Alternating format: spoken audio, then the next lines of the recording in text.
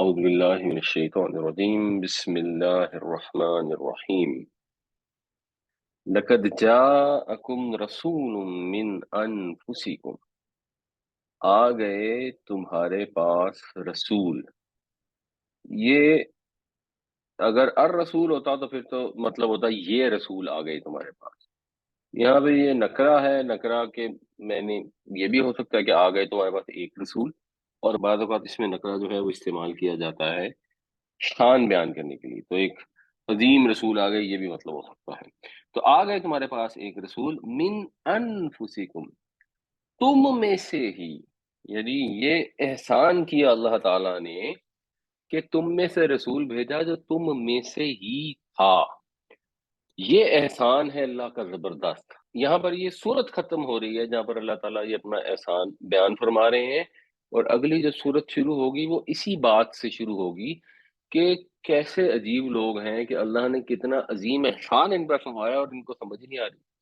اور احسان کیا فرمایا اللہ تعالیٰ نے کہ رسول بھیجا تم میں سے ہی، بجائے اس کے کہ کہیں جنوں میں سے کوئی رسول آ جاتا، کوئی فرشتوں میں سے رسول آ جاتا، یا کسی باہر کی قوم سے کوئی رسول آ جاتا. اللہ تعالیٰ نے رسول بھیجا خود تمہاری اپنی جانوں میں سے، جو تمہارے پاس اتنا عرصہ رہا، جس کو تم جانتے تھے، جس پر اعتبار کرتے تھے، جس کے متعلق معلوم تھا کہ وہ صادق اور امین ہے صلی اللہ علیہ وسلم.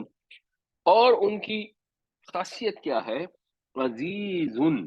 ویسے تو عزیز کا مطلب ہوتا ہے کسی کا زبردست ہونا، اور عزیز کا مطلب یہاں پر جو ہے وہ یہ ہے کہ کسی چیز کا ناگوار گزرنا، یا کسی چیز کا شاک ہونا، کسی چیز کی وجہ سے تکلیف ہونا.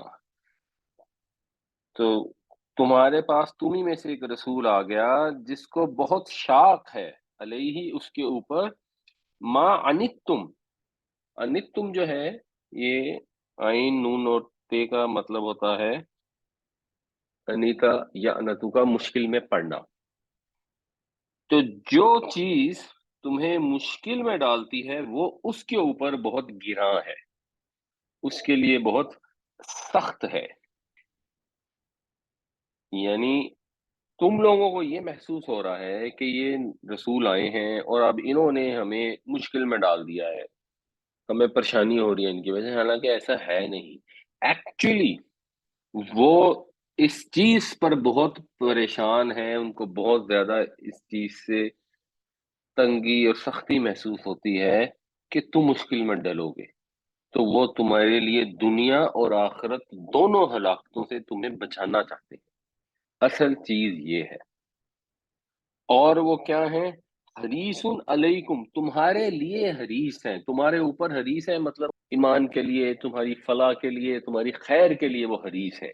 جیسے ایک باپ ہوتا ہے جو اپنی اولاد کے لیے ہر بھلائی چاہتا ہے، اس کی وہ بھلائی چاہنے کی جو خواہش ہے وہ ختم نہیں ہوتی. تو اس طرح یہ ایک شفیق باپ کی طرح تمہاری خیر کے لیے حریص ہے. اب خیر کا لفظ یہاں نہیں ہے، وہ انڈرسٹوڈ ہے، خیر بھی لگا سکتے ہیں، بھلائی، ایمان بھی لگا سکتے ہیں، کیونکہ اگر مومنین کا لفظ بھی آ رہا ہے تو اس سے بھی ریلیٹ کر سکتے ہیں. تو وہ اس وجہ سے تمہارے لیے اتنا تمہارے درپے ہیں. وہ نبی کریم صلی اللہ علیہ وسلم جا کر جب لوگوں کو کہتے تھے کہ ایمان لے آؤ، ایمان لے آؤ، ایمان لے آؤ، تو اس میں انہیں کوئی دنیاوی فائدہ تو تھا نہیں. آپ صلی اللہ علیہ وسلم نے دنیاوی تو کوئی فائدے حاصل ہی نہیں کیے. آپ نے تو ٹاٹ کے بوریے کے اوپر زندگی گزار دی، اور چھوٹے سے کمروں میں آپ نے رہائش رکھی، اور آپ کے خاندان والوں نے بھی بالکل دنیا کے فائدے نہیں حاصل کیے. تو اصل کیا وجہ تھی؟ کیوں اتنے زیادہ پیچھے پڑے ہوئے تھے وہ؟ تمہارے اتنے درپے کیوں تھے؟ کیونکہ وہ تمہارے لیے خیر کے لیے حریص تھے. ان کا دل نہیں بھرتا تھا کہ کسی طرح تمہیں خیر مل جائے، اور ان کو بہت زیادہ گراں تھا اس کے اوپر کہ تم جا کے مشکل میں پڑو. اب جو لوگ دنیا کے پیچھے لگے ہوتے ہیں، جو سمجھتے ہیں یہی زندگی پوری زندگی ہے، ان کو یہ الٹا محسوس ہوتا ہے، ان کو تکلیف ہوتی ہے کہ ہمارے دنیاوی مفادات یہاں پہ ہرٹ ہو رہے ہیں. بالمؤمنین رعوف الرحیم، وہ تو مومنوں کے ساتھ رعوف ہیں اور رحیم ہیں. آسان ترجمہ کر لیں، سراپا شفقت ہیں اور سراپا رحمت ہیں. اور یہ اللہ تعالیٰ کی خصوصیات ہیں، اللہ کی صفات ہیں، اور اللہ نے اپنے رسول کے لیے بھی یہ صفات یہاں پر استعمال کی کہ جتنی وہ ایفرٹ تمہارے لیے کر رہے ہیں اس میں ان کو کوئی دنیاوی فائدہ نہیں چاہیے. یہ اصل میں ان کی پرسنالٹی کے جوہر ہیں کہ وہ شفیق ہیں، رحمت والے ہیں، محبت کرتے ہیں. وہ چاہتے ہیں کہ تم دنیا آخرت کی مشکلوں سے، ہلاکتوں سے بچ جاؤ. اور ہمارے نبی پاک صلی اللہ علیہ وسلم نے اپنی امیجیٹ امت کے لیے بھی یہی چاہا، اور اپنی بعد میں آنے والی امت کے لیے بھی یہی چاہا. اور آپ رؤوف الرحیم ہیں. جس طرح حضرت ابراہیم علیہ السلام کے متعلق آیا تھا کہ وہ اواہ حلیم ہیں، بہت ہی زیادہ درد مند ہیں، اسی طرح یہاں نبی کریم صلی اللہ علیہ وسلم کی تعریف بیان ہوئی. اور اسی چیز کے اوپر ہمیں بھی سوچنا چاہیے کہ جب ہم دین کے قریب آتے ہیں، تو ہم جب لوگوں کو دین پہنچاتے ہیں، تو ہمارے اندر رحمت اور محبت اور شفقت ہوتی ہے یا نہیں. اس میں ایک بڑا ہی عجیب و غریب واقعہ ہے، وہ بھی میں آپ کو بیان کرتا ہوں ابھی. لقد جاءکم رسول من انفسکم عزیز علیہ ما عنتم حریص علیکم بالمؤمنین رؤوف الرحیم. یقیناً آیا تمہارے پاس ایک رسول تم ہی میں سے جو گراں سمجھتا ہے اس چیز کو کہ تم تکلیف میں پڑو، اور جو حریص ہے تمہاری خیر کے لیے، اور وہ مومنوں کے ساتھ رؤوف ہے اور رحیم ہے.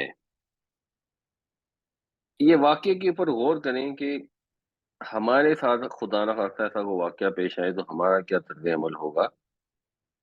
کہ ایک آدمی نبی کریم صلی اللہ علیہ وسلم کے پاس آیا اور کہنے لگا کہ مجھے بدکاری کی اجازت دے دیں. اب کائنات کی پاکیزہ ترین ہستی کے پاس آ کے فرمائش کر رہا ہے. اوڈیسٹی دیکھیں ایک انسان کی کہ اللہ کے رسول صلی اللہ علیہ وسلم کے پاس آ کے ایسی گھٹیا فرمائش کر رہا ہے. تو ظاہر سی بات ہے لوگ اس کو ڈانٹنے لگے اور اس کے پیچھے اس کو مارنے کو دوڑے. اور نبی کریم صلی اللہ علیہ وسلم نے فرمایا کہ اس کو چھوڑ دو، اور اس سے کہا کہ میرے پاس آ جاؤ. اس کو اپنے پاس بلایا. جب وہ پاس آ گیا تو آپ نے فرمایا کہ یہ جو تم چیز چاہ رہے ہو کہ تم یہ گناہ کرو، تو تم کیا یہ پسند کرتے ہو کہ تمہاری ماں کے ساتھ ایسا ہو؟ تو انہوں نے کہا نہیں، اللہ تعالیٰ مجھے آپ پر قربان کرے، اللہ کی قسم ایسا تو ہو نہیں سکتا. حضور نے سنا کہ لوگ بھی یہ چیز پسند نہیں کرتے. اب آپ دیکھیں کس قدر نامعقول شخص، کس قدر نامعقول اس کی فرمائش، اس کا انداز، اور کیسا شفیق طریقہ کار ہمارے نبی پاک صلی اللہ علیہ وسلم کا. پھر آپ نے اس سے یہ پوچھا کہ کیا تم اس اپنی بیٹی کے لیے پسند کرو گے، بہن کے لیے، پھوپھی کے لیے، خالہ کے، اور ظاہر ہے اس نے یہی کہا کہ جی یہ سوال ہی پیدا نہیں ہوتا، میں ایسی کوئی چیز کیسے پسند کر سکتا ہوں. تو نبی کریم صلی اللہ علیہ وسلم نے یہی اس کو سمجھایا کہ لوگ بھی اس چیز کو پسند نہیں کرتے کہ کوئی بدکاری کرنا چاہے ان کے رشتہ داروں سے. اور پھر آپ نے اپنا ہاتھ اس کے کندھوں پر غالباً رکھا اور اللہ سے دعا کی کہ یا اللہ اس کے گناہ معاف کر دے، اس کے دل کو پاک صاف کر دے، اور اس کی عفت کی حفاظت فرما. اور اس کے بعد کہتے ہیں کہ وہ شخص اتنا نیک ہو گیا کہ کہیں بھی مدینہ میں کہیں نظر اٹھا کے دیکھتا نہیں تھا، چلتا نہیں تھا. یہ ہے ہمارے نبی پاک صلی اللہ علیہ وسلم کا طریقہ کار، آپ کی شفقت، آپ کی رحمت، آپ کی رافت. اور اس سے جب ہم بات کرتے ہیں کہ نبی کریم صلی اللہ علیہ وسلم کی سیرت کا مطالعہ کرنا چاہیے تاکہ ہم قرآن کو سمجھ سکیں کہ قرآن کیا چاہتا ہے. تو جو بھی قرآن چاہتا ہے آپ اس کی عملی تصویر تھے. اگر قرآن میں کہیں ایک لفظ آ گیا کہ اپنی بیویوں کو مارو، تو اگر کسی نے قرآن سے نتیجہ نکال لیا اور اپنی بیویوں کو مارنا شروع کر دیا، تو پہلے اس کو یہ سمجھنا چاہیے، یہ سمجھنا چاہیے کہ نبی کریم صلی اللہ علیہ وسلم نے اپنی بیویوں کو زندگی میں کتنی دفعہ مارا. تو کو پتہ لگے گا کہ حضور نے تو اپنی کبھی کسی بیوی کے اوپر ایک دفعہ زندگی میں ہاتھ نہیں اٹھایا. تو پھر اس سے سمجھ آئے گی کہ قرآن میں اگر لکھا ہے بیوی کو مارو تو یہ تو کوئی بہت ہی کوئی ایکسٹریم بات ہوگی. یہ ہمارے نبی پاک صلی اللہ علیہ وسلم کا طریقہ نہیں ہے. اگر ہمیں کوئی علماء آگے بتاتے ہیں کہ جی وہ فلاں نے نبی کریم صلی اللہ علیہ وسلم کی نادانی میں گستاخی کر دی ہے تو جاؤ اس کا پیٹ پھاڑ دو. آپ دیکھیں نبی کریم صلی اللہ علیہ وسلم نے کتنے لوگوں کے پیٹ اس وجہ سے پھاڑے کہ انہوں نے ان کی شان میں گستاخی کی تھی یا اللہ کی شان میں گستاخی کی تھی. آپ کو پتہ لگے گا کسی ایک کی بھی نہیں. جنگ میں کسی کو قتل کرنا ایک فرق چیز ہے، फसाद की बुनियाद पर किसी को कत्ल कराना एक फर्ज चीज है, लेकिन इन जनरल तो जो भी आपने दीन पर अमल करना है, अपने नबी पाक सल्लल्लाहु अलैहि वसल्लम की सीरत को अहादीस से, सही सीरत की ऑथेंटिक किताबों से पढ़ने की, समझने की कोशिश करनी चाहिए। फ़इन तवल्लौ, फिर अगर वो मुंह मोड़ लें, फकुल, तो कह दो, हस्बी अल्लाह, काफी है मेरे लिए अल्लाह, ला इलाहा इल्ला हु, जिसके सिवा कोई माबूद नहीं। अगर ये नाकदरी करते हैं, अगर नाशुक्री करते हैं, इस एहसान को नहीं समझ पाते कि आप सल्लल्लाहु अलैहि वसल्लम तो इनकी खातिर इतने परेशान हैं, तो इसमें आपका कोई नुकसान नहीं, आपको तो कोई इनकी जरूरत नहीं है। आप तो इनकी खातिर सब कुछ कर रहे हैं, तो आप ये कह दें कि भाई मेरे लिए अल्लाह काफी है, मुझे तुम्हारी परवाह नहीं है। मैं अगर हदीस हूं तो अपने लिए नहीं हूं, मैं तो तुम्हारी खातिर हदीस था। अलैहि तवक्कलतु, उसी के ऊपर मैंने तवक्कुल किया। वह हुवा रब्बुल अर्शिल अजीम, और वो अर्श अजीम का रब है। जिसका भरोसा अर्श अजीम के रब पे हो, उसको किसी और की क्या परवाह हो सकती है, अगर लोग उसकी नाकदरी करते हैं, अगर उसकी कदर नहीं पहचानते। फ़इन तवल्लौ फकुल हस्बी अल्लाहु ला इलाहा इल्ला हु, अलैहि तवक्कलतु व हुवा रब्बुल अर्शिल अजीम, फिर अगर वो रूगर्दानी करते हैं, तो उनसे कह दो कि मेरे लिए अल्लाह काफी है, नहीं है कोई माबूद उसके सिवा, उसी पर मैंने भरोसा किया, और वो रब है अर्श अजीम का, वो मालिक है अर्श अजीम का। आगे शुरू हो रही है सूरह यूनुस। ये सूरत अपैरेंटली मक्की सूरत है, और शुरू हो रही है अलिफ लाम रा से। हमने ये चीज डिस्कस की हुई है जब सूरह बकरा की थी गालिबन, या शायद सूरह आल इमरान में की थी, कि ये जो हरूफ मुकत्तआत हैं, ये असल में मौलाना अमीन ऐसे इस्लाही की रिसर्च के मुताबिक सूरतों के नाम है। तो ये क्लिप को 10-12 मिनट का है डिसजॉइंट लेटर्स के मुतालिक। इसको अगर आप किसी को इंटरेस्ट हो तो वो देख सकता है कि उन्होंने क्या रिसर्च करके उसमें क्या पता लगा। और मसलन इसमें जो अलिफ है, अलिफ इस्तेमाल होती थी गाय के लिए भी, सूरह बकरा अलिफ से शुरू होती है, उसमें गाय का भी जिक्र है। इसके अलावा अलिफ जो है वो अल्लाह के लिए भी आता है। तो ऐसी सूरतें जिनमें अलिफ आ रहा है शुरू में, उनमें तौहीद का बयान होता है। तो इस सूरत के अंदर भी तौहीद बड़ी वाज़ेह तरीके से बताई गई है, और ये बड़ी इंपॉर्टेंट है। ये शुरू की जो चंद आयतें हैं, वहरा कुरान सारा इंपॉर्टेंट है, लेकिन आजकल जो एक फितना है जिसको बहुत सारे लोगों को रियलाइजेशन नहीं है, वो फितना है दहरियत का। और उसने में असल प्रॉब्लम ये है कि जो साइंस है उसके अंदर से, क्योंकि प्रेडोमिनेंटली जो साइंटिस्ट हैं वो सेकुलर हैं, उन्होंने खुदा का लफ्ज निकाल दिया। तो अगर उन्होंने खुदा का जिक्र भी करना हो ना, तो वो उसको कहते हैं नेचर, नेचर है जामदेस। जैसे नेचर भी कोई खातून है जो ये सारे काम कर रही है। तो वो जहालत की इंतहा को पहुंच गए हैं खुदा का इनकार करने की खातिर और अपने नफ्स को फॉलो करने की खातिर। लेकिन प्रॉब्लम क्या है कि हमारे बच्चे वही किताबें पढ़ते हैं, और उसके बाद दे गेट कंफ्यूज। तो जो लोग अपने बच्चों को खास तौर पर बाहर के मुल्कों में पढ़वाते हैं, और यहाँ के अंदर भी जो किताबें पढ़ाई जाती हैं, पिछली हुकूमत ने कुछ इसको बेहतर करने की कोशिश की थी, तो उनके अंदर ये अंडरस्टैंडिंग बड़ी क्लियर होनी चाहिए। और ये इतनी बेसिक और इतनी स्टूपिड किस्म की चीज है कि इसमें कोई कॉम्प्लिकेटेड नहीं है इसको निगेट करना। और कुरान शरीफ में ये एजाज है कि अल्लाह ताला ने बहुत कम अल्फाज में बहुत स्ट्रॉन्ग दलाइल ऐसे फराहम फरमाया है कि इंसान बड़ा क्लियर हो जाता है। तो अलिफ लाम रा, ये अलिफ लाम रा है, तिलका आयातुल किताबिल हकीम। ये आयतें हैं हिकमत वाली किताब की, एक ऐसी किताब की जो हिकमत से भरी हुई है। मतलब ये किताब अगर पढ़ेंगे तो इसके अंदर ही इसके हक होने के दलाइल मौजूद हैं, आपको को बाहर से साबित करने की जरूरत नहीं है। जो हमारे यहाँ की ये भी प्रॉब्लम है कि कई लोग ये समझते हैं कि असल में जो ईमान है वो तो दिल की बात है, और जो फेथ है वो तो लीप ऑफ फेथ होता है, और उसमें अक्ल जो है वो चीजों को तय नहीं कर सकती, और आप अक्ल की बुनियाद पर ये नहीं कह सकते कि कुरान दुरुस्त है या नहीं। है कुरान खुद ये वैसे नहीं कहता, कुरान बार बार इधर ही तवज्जो दिलाता है کہ قرآن حکمت سے بھرپور ہے، اس حکمت کا مطالعہ کرو، اس پہ تدبر کرو، اس میں عقل استعمال کرو، اور اپنی زندگی کے فیصلے عقل کی بنیاد پر کرو۔ جو ہمارے ہاں بعض اوقات انفارچونیٹلی ریلیجیس سائڈ سے بھی یہ چیزیں سمجھائی جاتی ہیں کہ نہیں جی عقل استعمال کرنا تو کوئی بڑی بری سی بات ہے، اس سے بھی جو پھر اگلی نسل آتی ہے اس کے لیے سمجھنا بڑا مشکل ہو جاتا ہے کہ یہ ہم کیسے اس چیز کو ایکسیپٹ کریں۔ تو فوکس اس پہ ہونا چاہیے کہ قرآن کو پڑھا جائے اور سمجھا جائے۔ تو الف لام را تلک آیات الکتاب الحکیم، یہ الف لام را ہے، یہ کتابیں، یہ آیتیں ہیں ایک پر حکمت کتاب کی۔ کیا، کانا ہوا یا ہے، للناسی لوگوں کے لیے، عجبن عجیب، کیا لوگوں کے لیے یہ چیز عجیب ہے، کیا لوگوں کو اس بات پر حیرانی ہے؟ یہ اب وہی بات ہے جہاں پچھلی صورت ختم ہوئی تھی، اور یہ قرآن شریف کے اندر ترتیب ہے بہت زیادہ، اور یہ نبی کریم صلی اللہ علیہ وسلم نے خود یہ ترتیب کروائی ہے صورتوں میں، آیتوں کے مقامات، صورتوں کا مقامات اللہ کے نبی پاک نے ہم نے بتائے ہیں، اور آپ جب غور کرتے ہیں تو اس کے اندر ایک نظم ہے، تنظیم ہے، ترتیب ہے، اور اکثر تفسیروں میں وہ نہیں ملتی۔ اس میں بھی جو مولانا امین حسین اصلاحی نے تدبر القرآن لکھی ہے انہوں نے اس پہ بڑا فوکس کیا ہے۔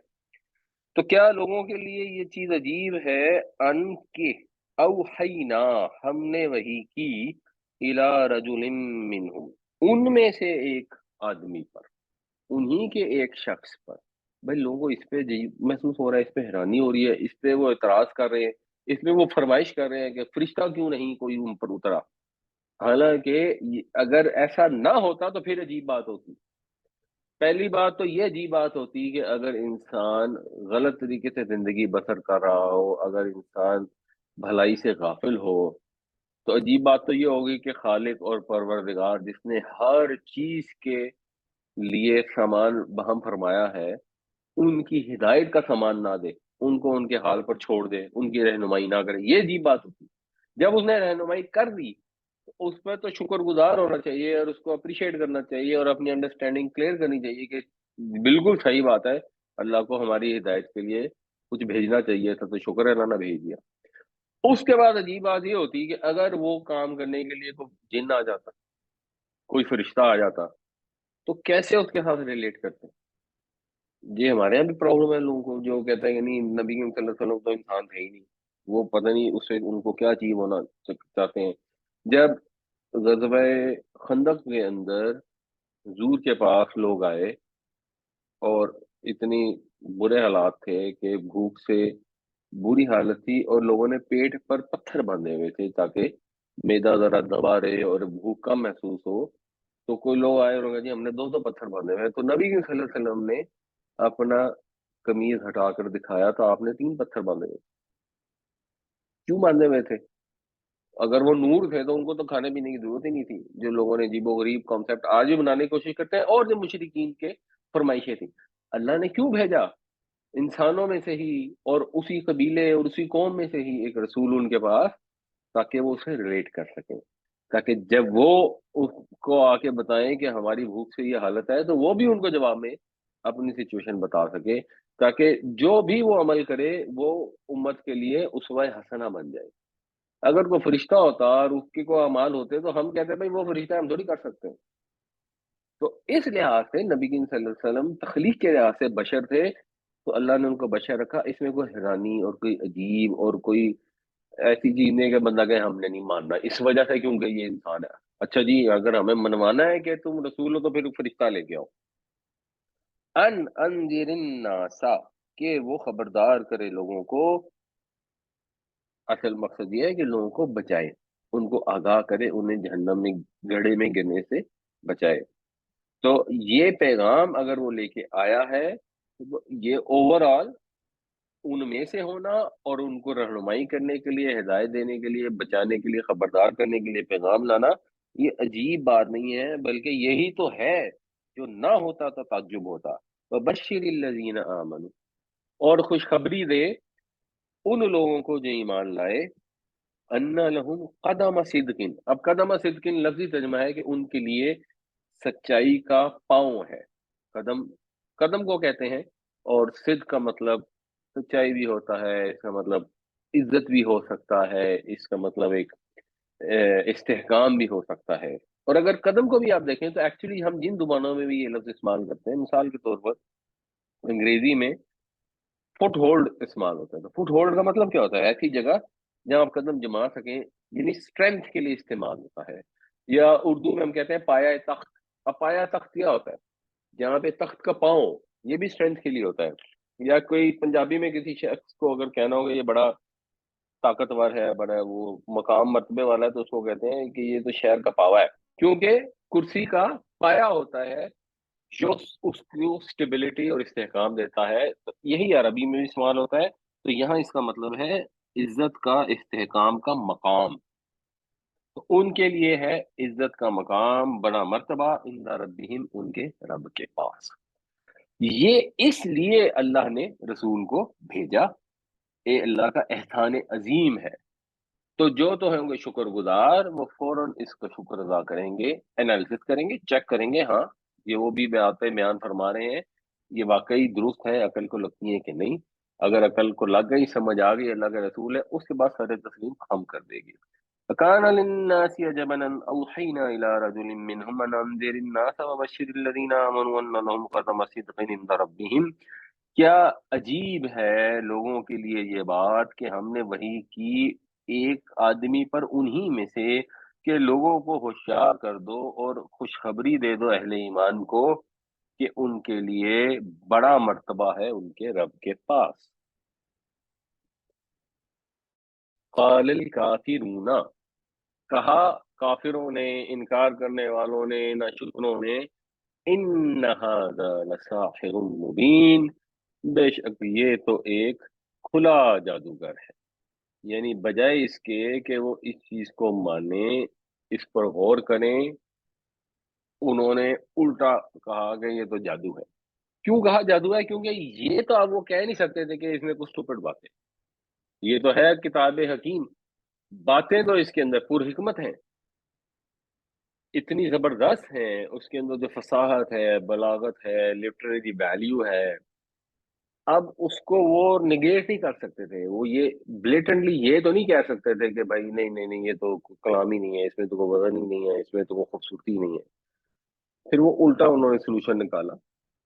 जिन्होंने जानबूझकर हक से इनकार किया, जिन्होंने नहीं मानना था, उन्होंने कहा कि नहीं नहीं, असल में ना ये इस वजह से नहीं कि खुदा की तरह, असल में ना ये इसका बताने वाला ना ये बहुत बड़ा शायर है, ये बहुत बड़ा जादूगर है, तुम्हें शोबदे दिखा रहा है अपनी शोबदाबाजी की वजह से, ताकि आम लोग किसी तरह इस पैगाम से दूर हो जाएं, इस पर पहुंच ना सकें।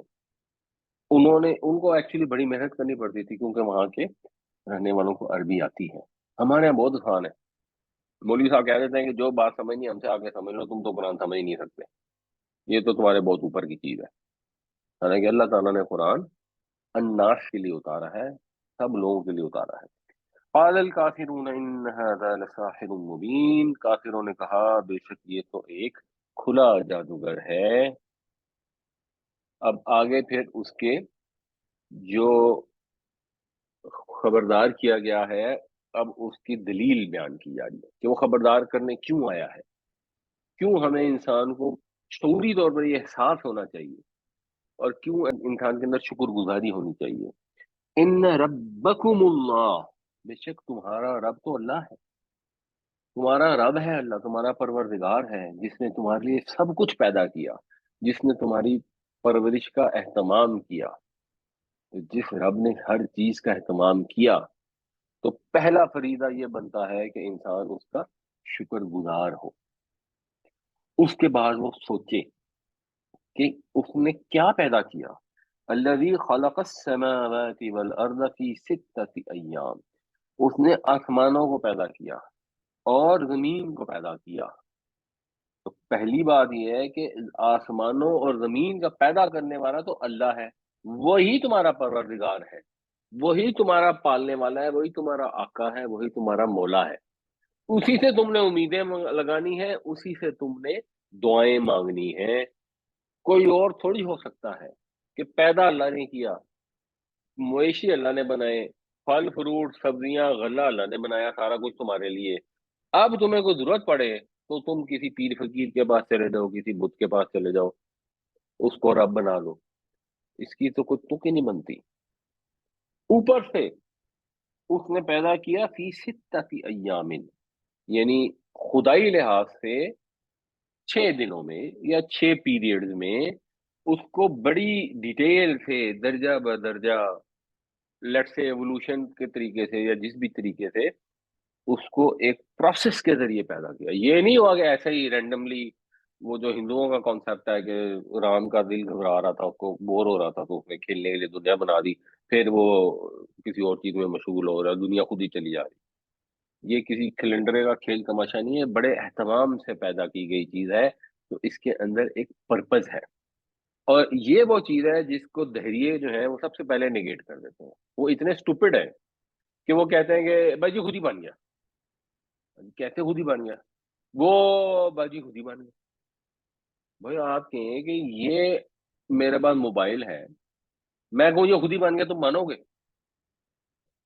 اس کے جواب میں آپ کو ریڈیکل کرنا شروع کر دیں، لو جی کیسی اسٹوپڈ، اصل میں تمہیں پتہ ہی نہیں ہے، اصل میں تم نے سائنس نہیں پڑھی. اور پھر ان کے بعد جو سب سے پہلی اور سب سے بڑی دلیل ہوتی ہے، وہ ایگزیکٹلی وہی دلیل ہے جو مذہبی لوگ دیتے ہیں. وہ دلیل یہ ہے کہ یہ جو دہریے ہیں، یہ اتنے بڑے بڑے زبردست سائنٹسٹ ہیں، یہ دہریے ہیں، یہ خدا کو نہیں مانتے. تو تمہارا خیال ہے وہ بیوقوف ہے؟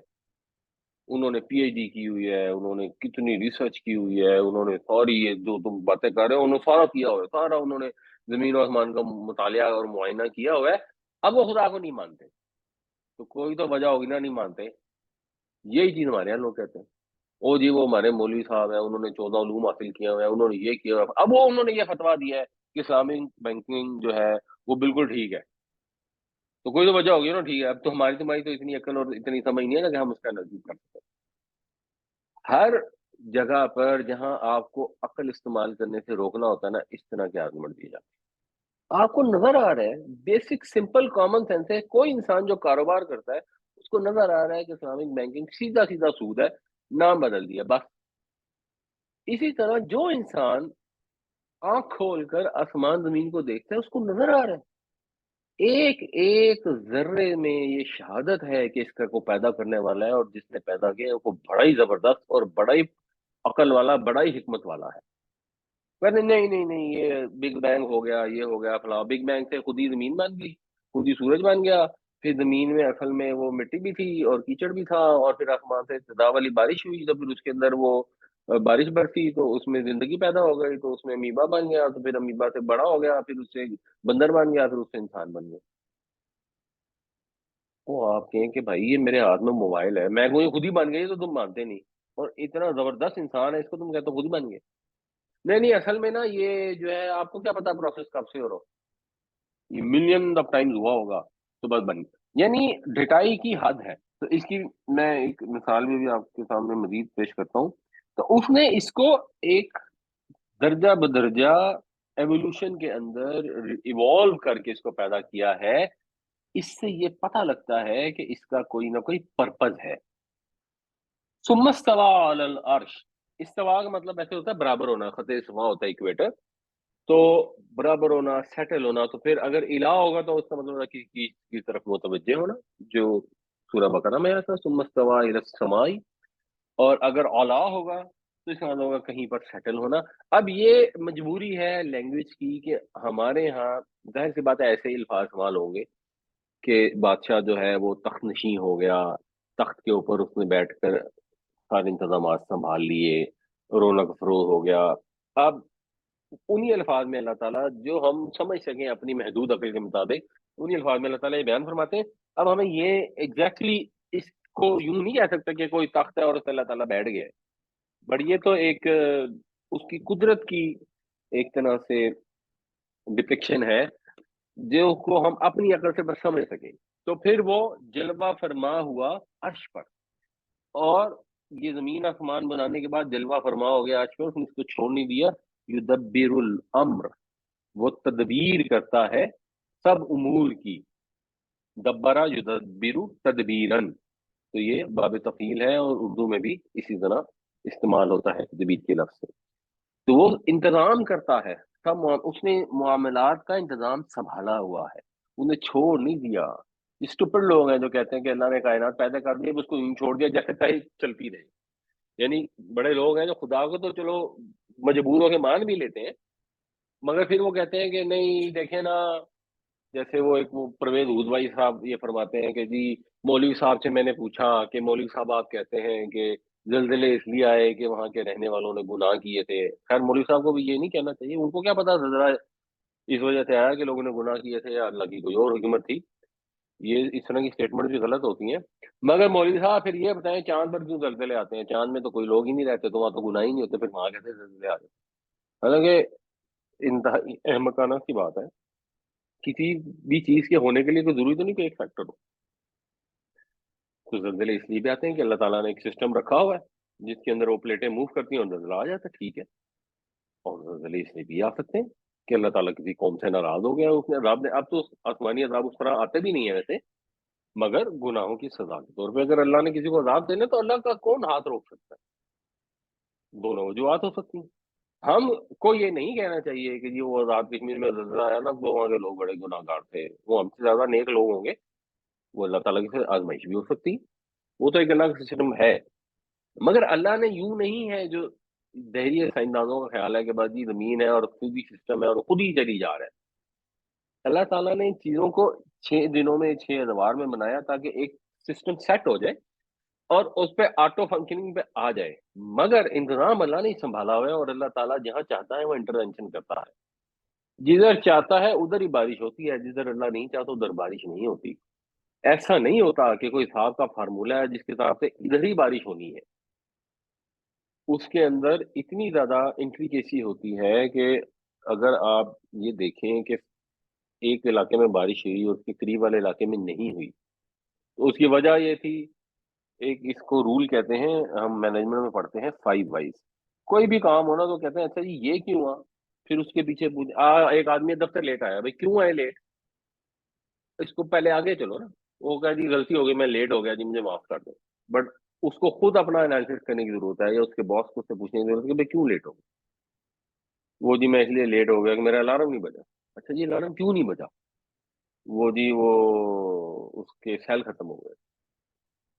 تو اگر اس کے سیل ختم ہو گئے تھے تو کیوں ختم ہو گئے تھے؟ وہ جی اس کی پراپر مینٹیننس نہیں کیا، وقت پر چیک نہیں کیا کہ الارم کے سیل ٹھیک ہے. یعنی آگے اس کے بعد وہ پریکٹس بنائے گا تو روزانہ سونے سے پہلے چیک کرے گا کہ سیل کام کر رہے ہیں یا نہیں کر رہے ہیں، تاکہ صبح ٹائم پر اٹھ سکے. یا اگر موبائل کا الارم ہے تو تھوڑا چیک کر کے سوئے گا کہ موبائل میں انف بیٹری ہے یا نہیں ہے، ورنہ اس کو چارجنگ کر کے سوئے گا.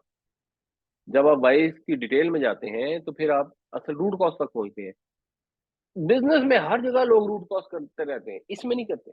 بھائی بارش ہو گئی کیوں جی؟ کیونکہ وہاں آسمان میں پریشر بن گیا، پہلے تو بادل آ گئے. اچھا جی تو بادل ادھر کیوں آئے ادھر کیوں نہیں آئے؟ وہ جی ہوا کا ایسا پریشر ہوتا ہے کہ ادھر پریشر ایسا ڈیولپ ہو گیا کہ ادھر بادل آ گئے ادھر نہیں. ایسا پریشر کیوں ڈیولپ ہوا؟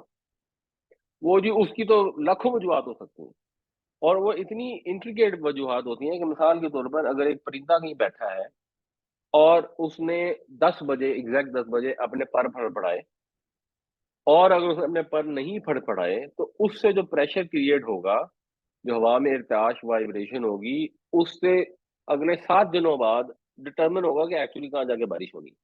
وہ اس کو امپیکٹ کرے گا. اب اس پرندے کے دل میں یہ بات آنا کہ میں 10 بجے پر پھڑ پڑاؤں یا 10 بج کے 3 منٹ پہ پھڑ پڑاؤں، یہ سب تو اللہ کے قبضہ قدرت میں ہے. تو اب وہاں تک جب بھی اینڈ میں آپ جاتے ہیں نا تو اینڈ میں ایک چیز بنتی ہے جس کو آپ آسانی کے لیے کہتے ہیں جی چانس کا پروسیس ہے. یہ تو بائی چانس ہو گیا. جو آخری جواب ہوتا ہے نا وہ ہوتا ہے بائی چانس.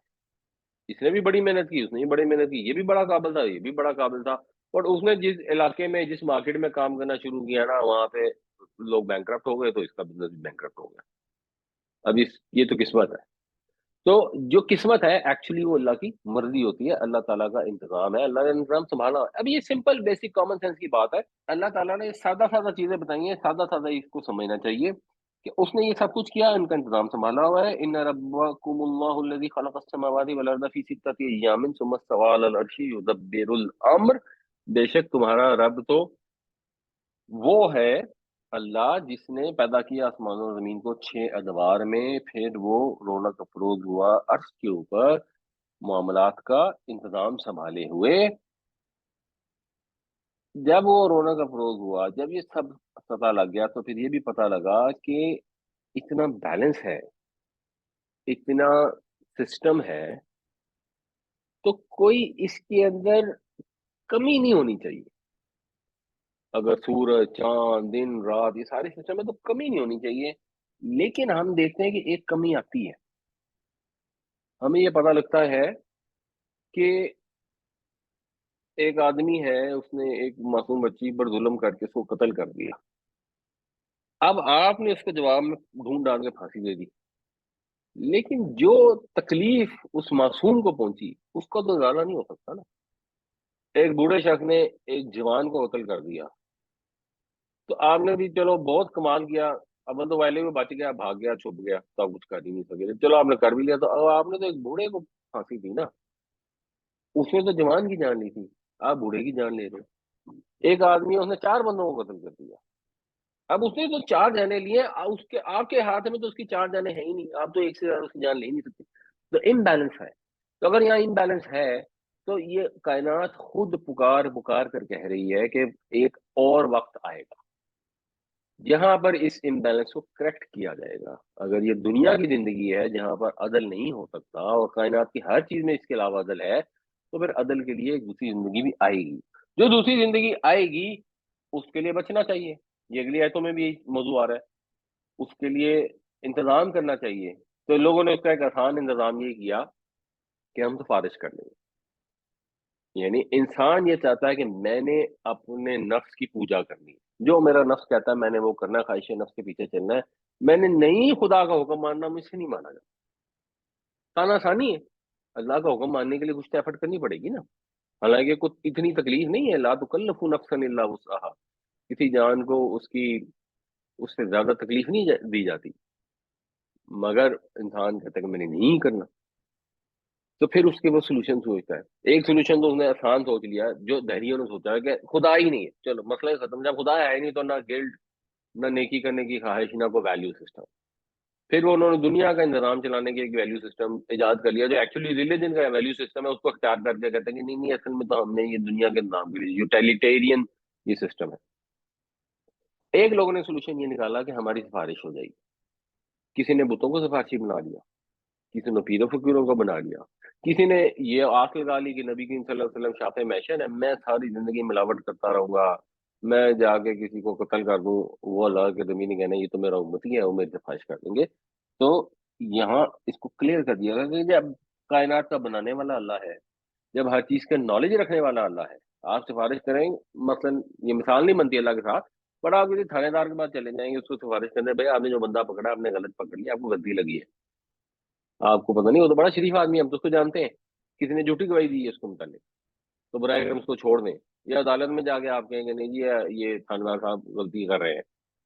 اللہ کو جا کے کون کہے گا کہ آپ کو غلطی لگی، آپ کو پتہ نہیں لگا، ہمیں پتہ ہے اور آپ کو نہیں پتا. اللہ تعالیٰ تو ہر چیز جانتا ہے. تو اللہ کے ہاں کوئی سفارش ہو ہی نہیں سکتی. ما من شفیع، نہیں ہے کوئی شفیع الا مگر من بعد اذنہ، اس کی اجازت کے بعد. اس کی اجازت کے بغیر کوئی سفارشی نہیں ہے. کسی کا زور نہیں چلتا کہ وہ جائے اور پکڑ لے اور کہ جی میری مانے میری مانے، میری امت کو چھوڑ دیں، میرے مرید کو چھوڑ دیں.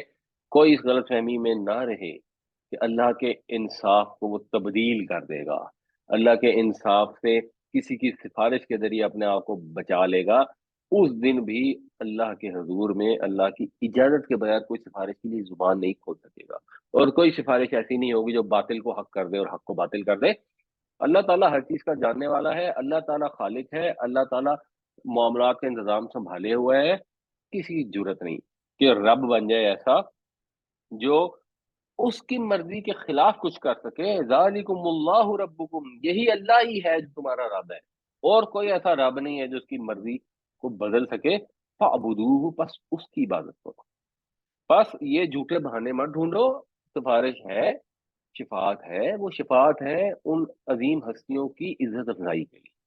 جیسے آپ اسکول میں بلاتے ہیں مہمان خصوصی کو، اور آپ مہمان خصوصی کو کہتے ہیں کہ جی یہ فلاں بندے کو انعام دے.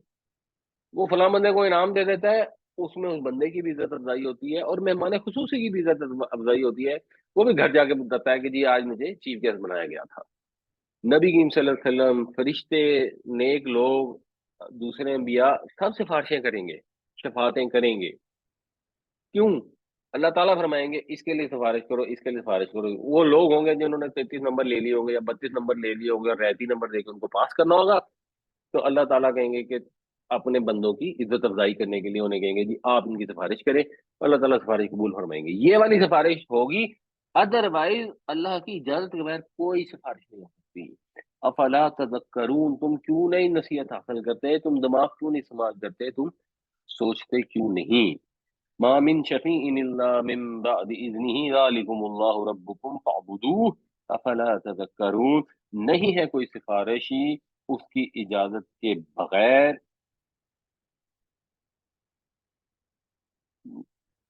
یہی اللہ ہے تمہارا رب، پس اس کی عبادت کرو. کیا تم نصیحت حاصل نہیں کرتے؟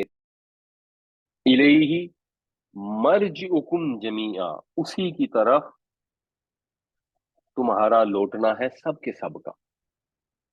جو رب ہے جس نے بنایا ہے لوٹ کے بھی اسی کے پاس ہی جانا ہے، اور وہاں کوئی مولا مرجع نہیں ہوگا. وہی ہے مرجع، اسی کی طرف لوٹنا ہے، اور اسی نے اگر کچھ کرنا ہے تو کرنا ہے، اس کے مقابلے میں کوئی تمہاری مدد نہیں کر سکتا. اور تم سب لوٹو گے، تم بھی لوٹو گے، اور جن کو تم نے اپنا سفارشی سمجھا ہے وہ بھی اسی کے حضور میں لوٹیں گے، اور وہاں پر سب کے سب اس کے حضور خوف زدہ کھڑے ہوں گے کہ اب آگے کیا ہوتا ہے. وعد اللہ حقا، یہ اللہ کا وعدہ ہے سچا. اللہ نے وعدہ کیا ہے، یہ اللہ کا پکا وعدہ ہے. لاجیکلی بھی ایسا ہی ہونا چاہیے، اس میں دعویٰ بھی ہے اور دلیل بھی ہے. انہ یبدأ الخلق، بے شک وہ ابتدا کرتا ہے تخلیق کی. وہی تو ہے جو خلق کا، تخلیق کا، مخلوق کا آغاز کرتا ہے. خلق کا مطلب ویسے دونوں ہو سکتے ہیں، بٹ مخلوق ہوتا ہے جیسے ہم کہتے ہیں خلق خدا. ثم یعیدہ، پھر وہ اس کا اعادہ کرے گا، پھر وہ اس کو ریپیٹ کرے گا. یہ بھی ایک مشرکین مکہ میں بھی ایک گروہ ہوتا تھا جو کہتے تھے کہ ہم نے دوبارہ ایسا ہی نہیں ہونا. ابھی بھی جو اگنوسٹک قسم کے لوگ ہوتے ہیں وہ کہتے ہیں کہ اچھا یار ہوگا وہ خدا، بڑا اتنی ٹینشن گئے ہیں، ہم نہیں اس کو جاننے میں زیادہ انٹرسٹڈ. فی الحال ہم اس میں کنوینس نہیں ہے کہ کون سا والا خدا صحیح ہے، کوئی نہ کوئی ہوگا. ٹھیک ہے، ایک ایتھیسٹ ہوتے ہیں، ایک اگنوسٹک ہوتے ہیں. مگر یہ کہ اب ہمیں دوبارہ پیدا کرے گا، ہم تو مٹی میں مل کے مٹی ہو جائیں گے، پھر کہاں سے پیدا ہوگی؟ بھائی جس نے پہلی دفعہ پیدا کیا وہ دوسری دفعہ بھی کر دے گا. اب یہ مثال کے طور پہ ورلڈ ٹریڈ سینٹر ہے، یہ تباہ ہو گیا. اب کو کہ یہ تو دوبارہ بنانا بہت مشکل کام ہے. بھائی کیسے بہت مشکل کام ہے؟ پہلی دفعہ بنانا مشکل کام تھا. جب پہلی دفعہ بنانا، اس کو کنسیو کرنا، اس کو دیکھنا اتنی ہائٹ تک پہنچے گا، اس میں کون سا اسٹیل استعمال ہوگا، کیسے وہ اتنی ہائٹ کے اوپر ہوا کے تھپیڑے برداشت کرے گا، کیسے سروائیو کرے گا، وغیرہ وغیرہ وغیرہ. اس وقت تو واقعی مشکل تھا. جب ایک دفعہ بن گیا تو دوبارہ بنانا تو اس سے کہیں آسان ہے. تو اس نے ابتدا کی تخلیق کی، اس نے خلق کو عدم سے وجود میں لے کے آیا، پھر اس کو ریپیٹ کرے گا. اور کیوں کرے گا؟ جو لاجیکل ہے، جو پہلے سمجھ آ رہا ہے. لیجزی الذین آمنوا وعملوا الصالحات بالقسط، تاکہ بدلہ دیں ایمان والوں کو اور نیک عمل کرنے والوں کو انصاف کے ساتھ، عدل کے ساتھ. تو یہ مقصد ہے قیامت کے آنے کا. ایک آدمی ہے وہ ایماندار ہے، اچھے عمل کرتا ہے، اس کو آگے ایک آدمی نے تھپڑ مار کے اس کی بےزتی کر دی کیونکہ وہ چودھری تھا، وڈیرا تھا یا غریب تھا. اب اس کو جزا چاہیے، تو اس کے نیک عمل کی بھی اس کو جزا ملے گی، اور اس کو یہ جزا بھی ملے گی کہ جس نے برا عمل کیا ہے اس کو اس کا بدلہ ملے گا. وہ جو کافروں کو سزا ملے گی وہ ایکچولی اس کے اندر آتا ہے کہ نیکوکاروں کو صحیح بدلہ عدل کے ساتھ دیا جائے. یہ ضرورت ہے جس کی بنیاد پر اللہ تعالیٰ انسان کو دوبارہ پیدا فرمائے گا. اور کیوں فرمائے گا، یا کیا واقعی فرمائے گا؟ جی واقعی فرمائے گا. یہ اس کا وعدہ ہے جو سچا ہے. الیہ مرجعکم جمیعا وعد اللہ حقا انہ یبدأ الخلق ثم یعیدہ لیجزی الذین آمنوا وعملوا الصالحات بالقسط، اسی کی طرف تم سب کا لوٹنا ہے. اللہ کا وعدہ سچا ہے، یہ اللہ کا پکا وعدہ ہے. بے شک وہی خلق کی ابتدا کرتا ہے، خلق کا آغاز کرتا ہے، پھر اس کو ریپیٹ کرے گا تاکہ بدلہ دے سکے ان لوگوں کو عدل کے ساتھ، ان لوگوں کو جو ایمان لائے اور نیک عمل کی. والذین کفروا، اور وہ لوگ جنہوں نے انکار کیا، جنہوں نے کفر کیا، جنہوں نے ناشکری کی، اپنے رب کا جان بوجھ کر انکار کیا. لہم شراب من حمیم، ان کے لیے ڈرنک ہوگا. شراب کا بنیادی مطلب ہوتا ہے ڈرنک. پھر وہ ڈرنک اردو میں جب آیا شراب تو اس کو شراب کے لیے استعمال کرنا شروع کر دیا، جیسے انگریز بھی اس کو دونوں لفظوں میں استعمال کرتے ہیں، وہ ڈرنک کو شراب کے معنوں میں بھی استعمال کرتے ہیں اور ویسے بھی سافٹ ڈرنک کے لیے بھی استعمال کرتے ہیں۔ عربی میں شراب کا مطلب ڈرنک ہی ہوتا ہے، عربی میں جس کو ہم شراب کہتے ہیں اس کے لیے خمر کا لفظ استعمال ہوتا ہے۔ من حمیم، کھولتے ہوئے پانی سے، یعنی کھولتے ہوئے پانی کا پینا ہوگا۔ اور یہ اردو میں بھی یہ لفظ استعمال ہوتا ہے حمام۔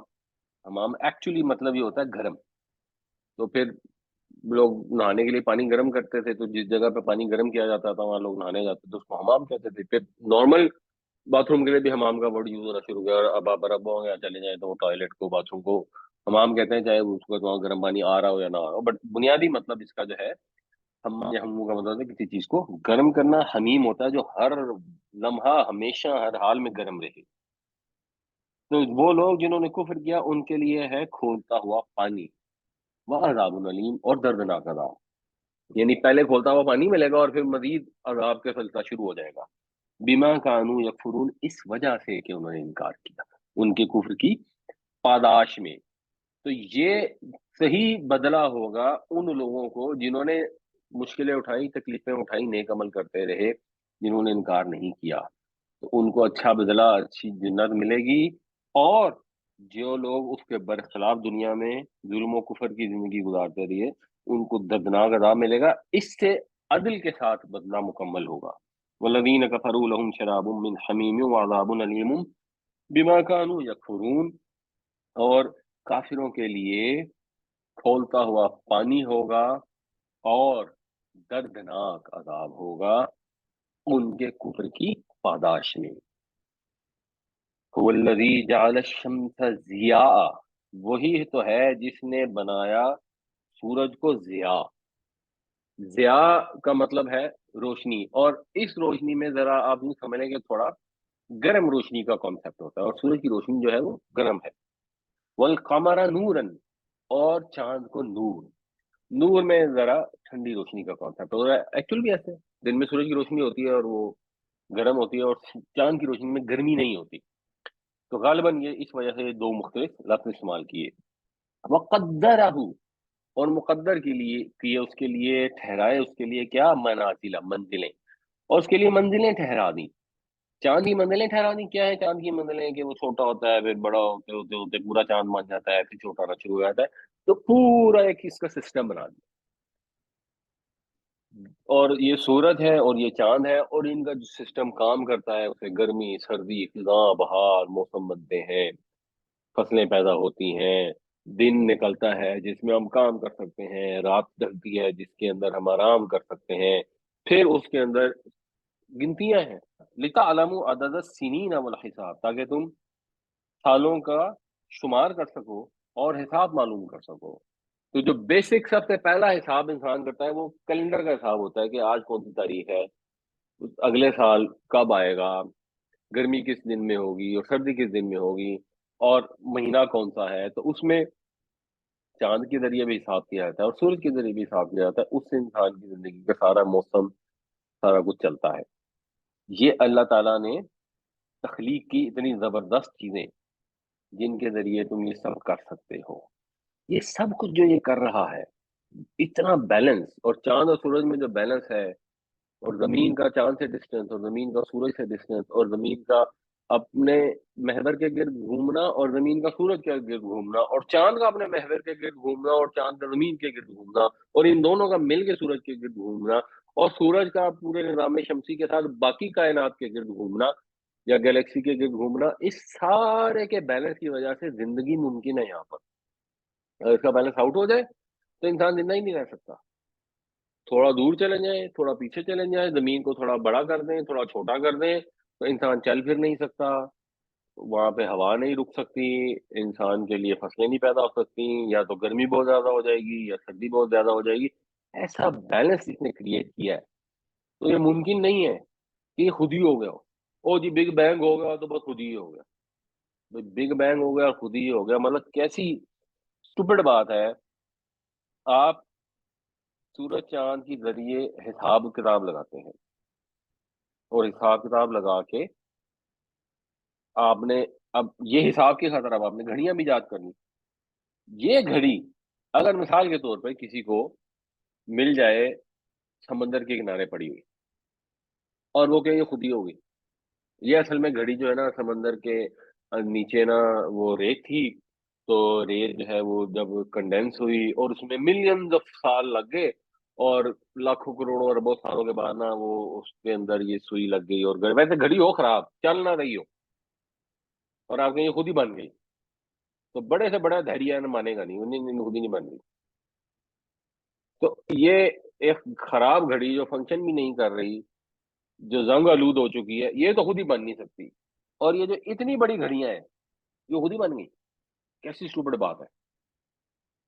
ما خلق اللہ ذالک الا بالحق، نہیں تخلیق کیا اللہ نے اس کو مگر حق کے ساتھ، مگر ایک مقصد کے ساتھ، اس میں پرپز ہے.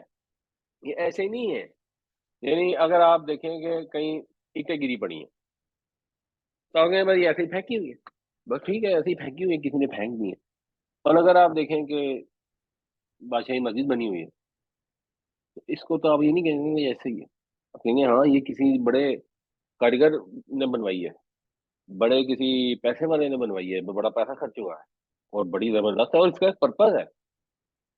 کسی نے اینٹیں پھینکی ہو تو آپ کہیں گے ٹھیک ہے، آپ نے کہیں رنگ پھینک دیے، ایک رینڈملی کوئی آپ کا کوئی بورا کھل گیا اس میں چیزیں بکھر گئیں، تو آپ کہیں گے ہاں جی یہ تو ایسی ہی ہے، وداؤٹ پرپز ہے.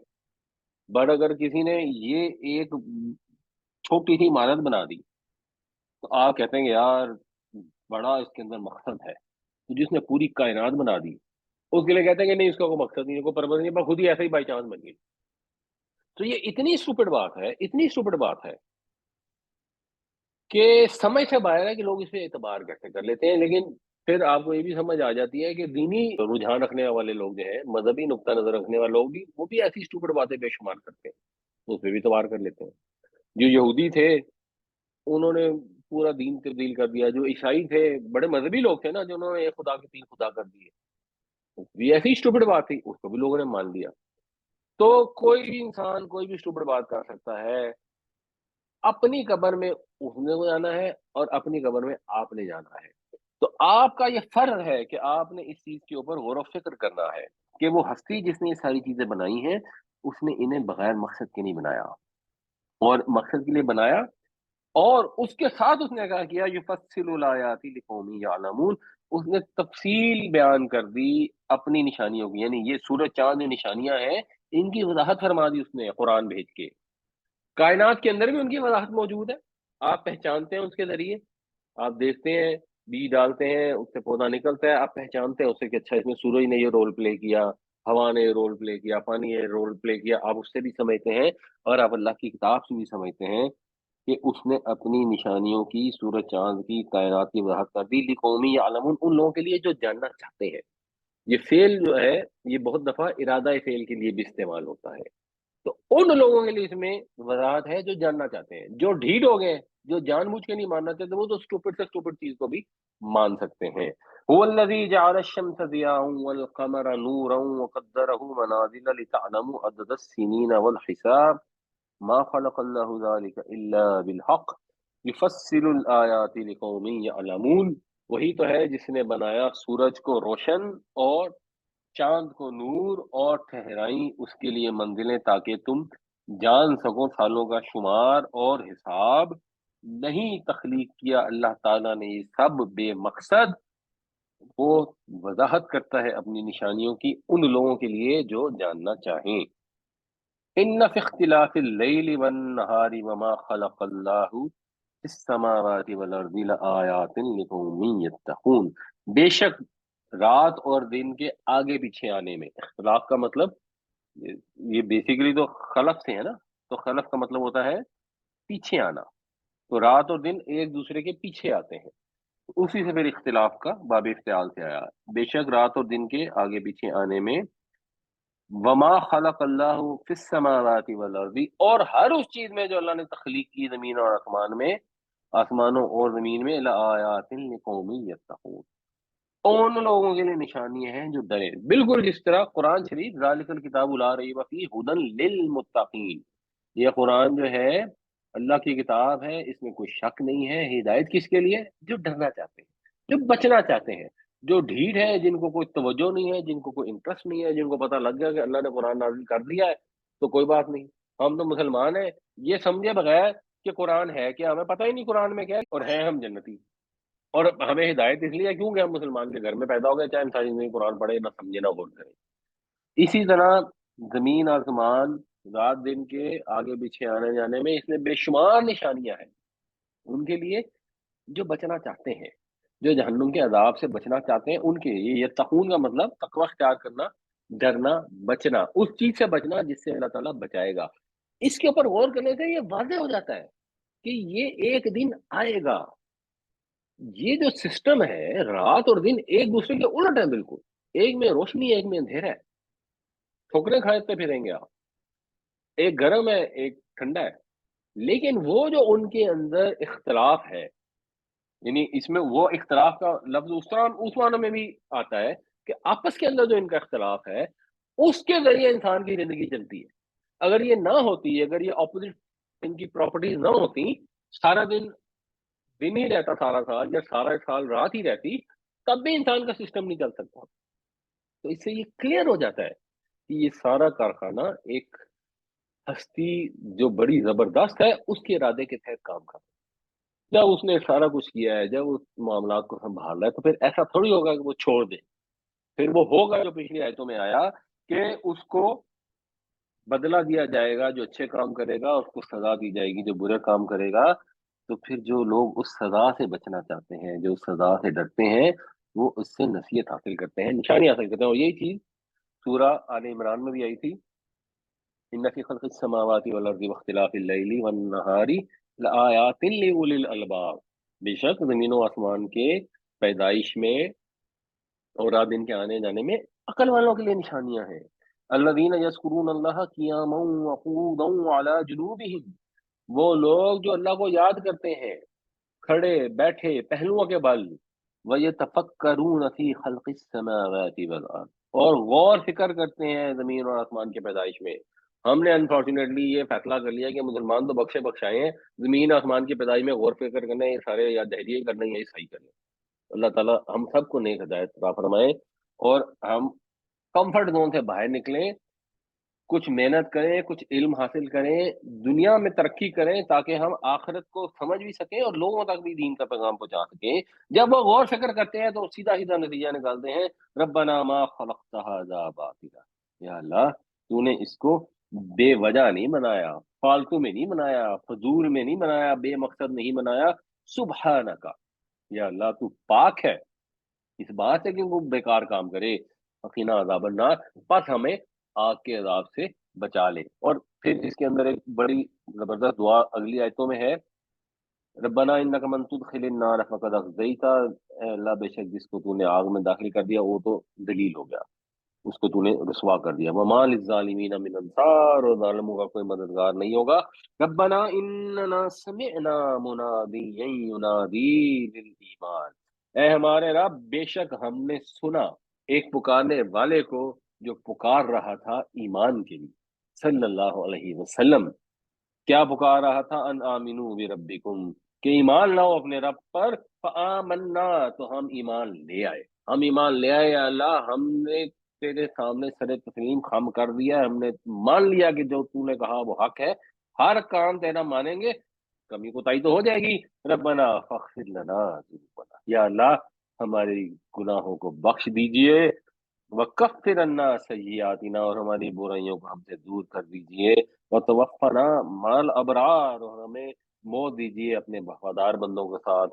ربنا وآتنا ما وعدتنا علی رسولک، اور اے ہمارے رب ہمیں دیجیے، بخشیے وہ جس کا وعدہ کیا آپ نے ہم سے اپنے رسولوں کے ذریعے، ولا تخزنا یوم القیامہ، اللہ ہمیں قیامت کے دن رسوا نہ کرنا، انک لا تخلف المیعاد، بے شک تو اپنے وعدے کے خلاف نہیں کرتا۔